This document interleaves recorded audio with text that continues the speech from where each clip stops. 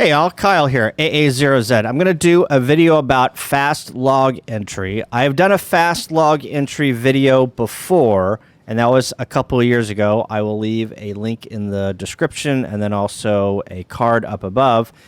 But recently, they have integrated POTA into fast log entry. So we're going to go through a way that you can enter your logs after the fact, after your POTA activation, and do live logging for POTA, export them, and then import them into the POTA website. So let's get started.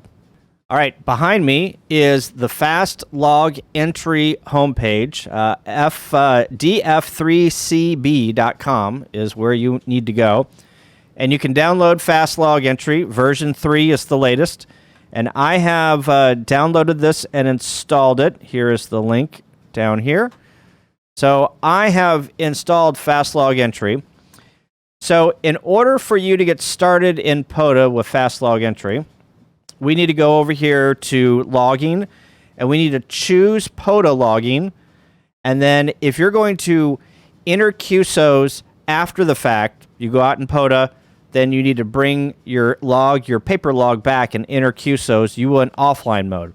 If you're going to enter them in real-time mode and take your computer out and do POTA, then you would choose real-time mode. So we are going to choose POTA logging and offline mode.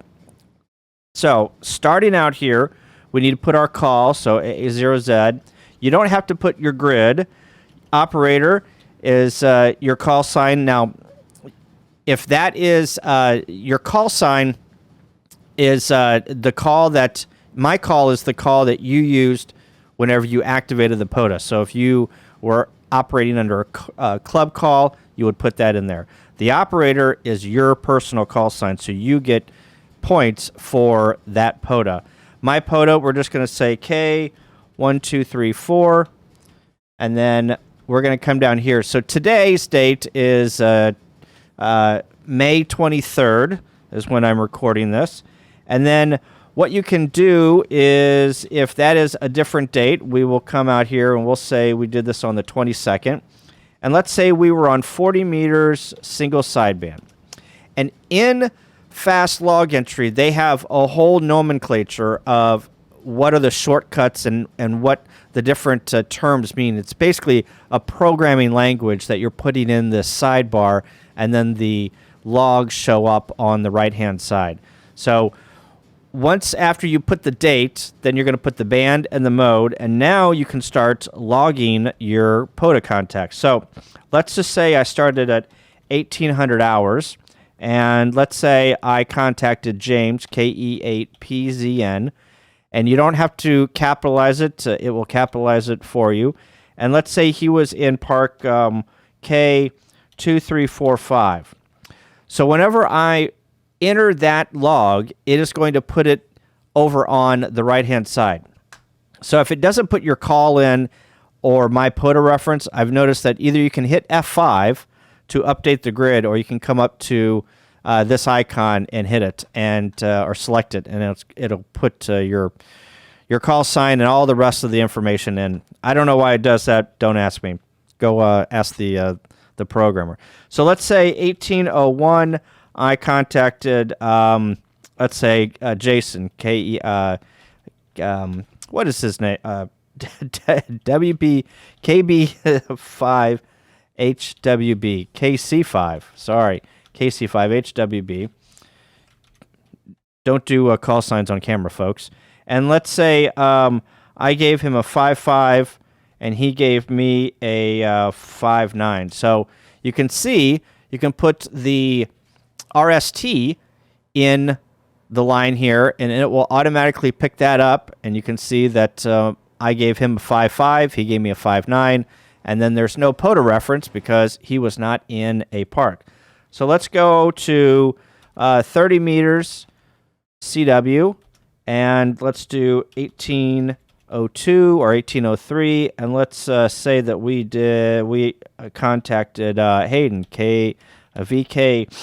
VK7HH, all the way down in Tasmania.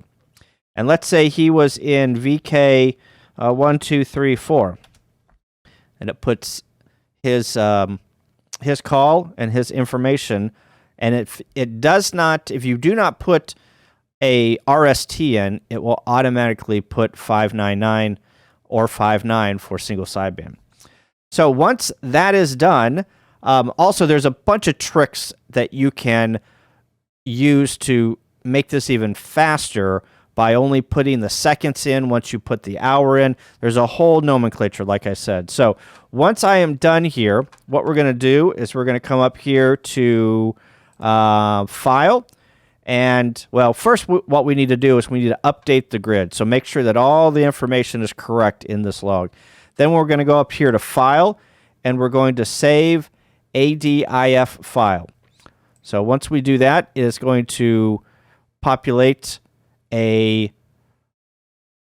window here, and let's just put it on Documents, and we are going to call it by the nomenclature of POTA, AA0Z at K1234, and then 2023-05-22.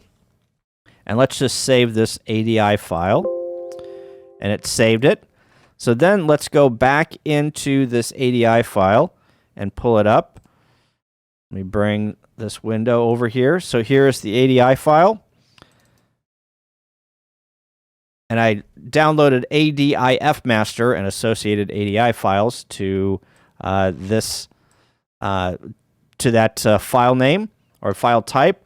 And you can see it has all of the information that I need. My station call sign, the call that I contacted, the date, the time on, the band, mode, RST sent and received, my SIG, which is POTA, my SIG info, which is my POTA park, SIG is POTA, SIG info is their POTA park and operator. So those are all of the fields that you need to submit a POTA log to the POTA administrator on the POTA website. How redundant. So let's now go to real-time logging, and let's start a new log. Save now? No.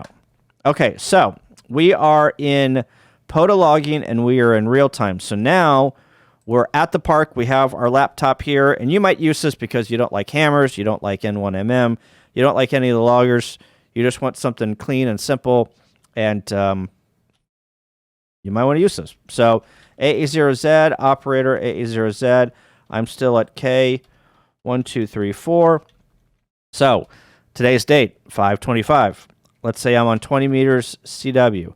So whenever I enter in a call sign, KE8PZN 55, and I'm going to give him, actually, 559, I'm going to give him a 559 back, and I'm going to say he's in K2345. Whenever I hit enter there, it's going to enter the current time automatically for that POTA contact. So I could literally just type in the call sign, and if they are in a POTA park, so basically, you don't need a RST, an accurate RST for POTA. You just need the call sign and if they're in another park for a park to park. So let's do KC5HWB, and I'm not going to even put a park in there. I'm just going to hit enter.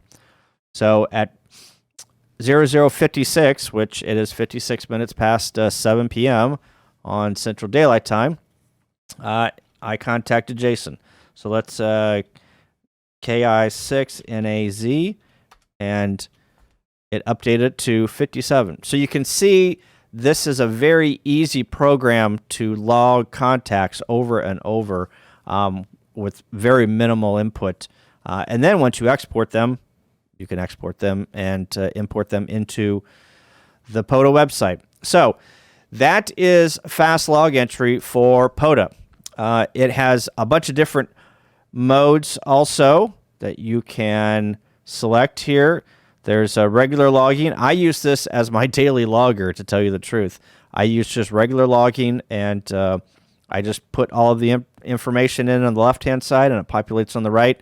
And then I save every file as a text file, and then I combine them at the end of the month. And then at the end of the year, I combine all of the months into 1 year, and that's my log. Granted, there's not a lot of searching you can do, but I really don't search that much. So you can see all of these different types of logging for fast log entry. So if this interests you, great. If not, maybe it's not for you. Maybe you can try hammers or N1MM or a paper log. Doesn't really matter. But wanted to show you a different way to log POTA contacts if you went out and used paper, and now you want a solution to put them into electronic format or to log real time. So that is it for me. Thanks for watching. Like and subscribe. Catch you later. 73.